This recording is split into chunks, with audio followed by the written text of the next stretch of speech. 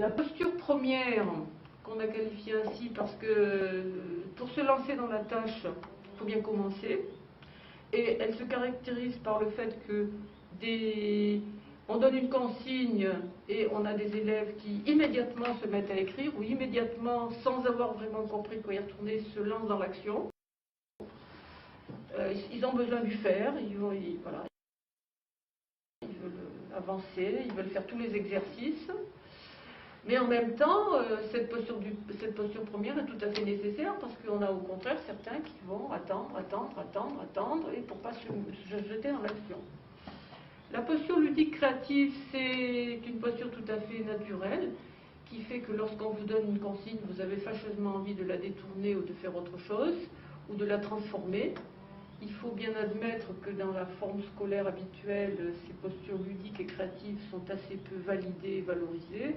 Pour autant, c'est pourtant ainsi que la réflexion et l'inventivité se développent.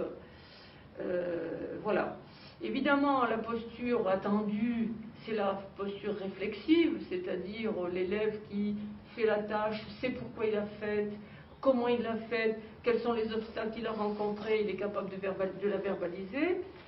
C'est pour ça qu'elle a été appelée par l'équipe de Bordeaux plutôt une posture de secondarisation, seconde, c'est-à-dire que la question n'est pas seulement le faire est une chose, mais c'est surtout la réflexion sur le faire qui va apporter de la construction probablement de savoir, de posture. Une autre posture que nous avons identifiée, c'est la posture de refus, tout à fait sérieuse. Moi j'ai l'habitude de dire que par les temps qui courent, la posture de refus est parfois nécessaire, donc avoir laissé à l'élève le droit de dire j'ai pas envie de faire ça me semble un droit tout à fait valide.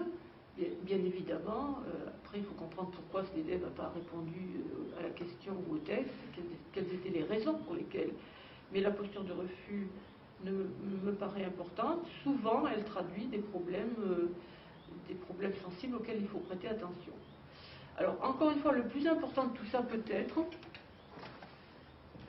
moi les travaux que j'avais menés sur les postures de lecture et d'écriture montraient, et c'est peut-être les travaux que j'ai faits qui me semblent les plus importants, c'est que les élèves en difficulté, qui sont souvent aussi en difficulté sociale et de milieu, on connaît l'histoire, hein, et pas seulement, sont des élèves qui se caractérisent par le fait qu'ils ne circulent que dans 2 ou 3 postures.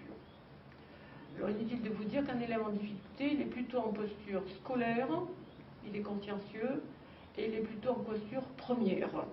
Et il peut être aussi en posture de refus.